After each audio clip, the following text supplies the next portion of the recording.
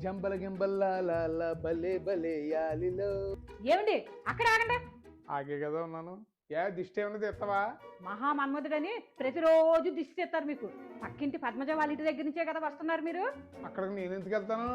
వాళ్ళ ఇంట్లో వాళ్ళ ఆయన ఉంటాడు కదా. వాళ్ళ ఆయన లేకపోతే వెళ్ళిపోతారా? ఇంతకీ నీ బాధ ఏంటి? ఇప్పుడంతా గ్యాస్ కొరత అంటున్నారు కదా. పద్మజ వాళ్ళ ఆయన 2 రోజుల నుంచి అక్కడే నిలబడ్డాడంట గ్యాస్ తేవడం గురించి. మీరు ఉన్నారు ఎందుకు తేకుండా? పద్మజ చెప్పుంటే 2 రోజులేంటి 4 రోజులైనా లైన్లో ఉండి మరీ తెచ్చేసేవాడిని. ఆ ఏంటి కొనుక్కుంటున్నారా? సునందా, ఇలాంటి పరిస్థితులు వచ్చినప్పుడే మనం ధైర్యంగా ఉండాలి. చూసావా, గ్యాస్ దొరకదని ఎంతమంది లైన్లో నుంచుంటున్నారో. పోనీ ఎలక్ట్రికల్ స్టవ్ ఆన్లైన్లో పెడదామంటే అది కూడా అవుట్ ఆఫ్ స్టాకు.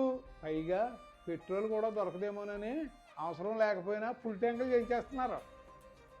చూడు సునందా, ఇలా మన అందరం కంగారు పడటం వల్ల నిజంగా అవసరం ఉన్నవాడికి అందకుండా పోద్ది. నిజమేనండి, అందరూ కంగారు పడుతున్నారని నేను కంగారు పడుతున్నాను. కానీ మన దగ్గర ఉన్న గ్యాస్ అయితే 1 నెల వరకు సరిపోద్ది. ఆ లోపల పరిస్థితులు చక్కబడతాయి కదా. అది అలా ధైర్యంగా ఉండాలి.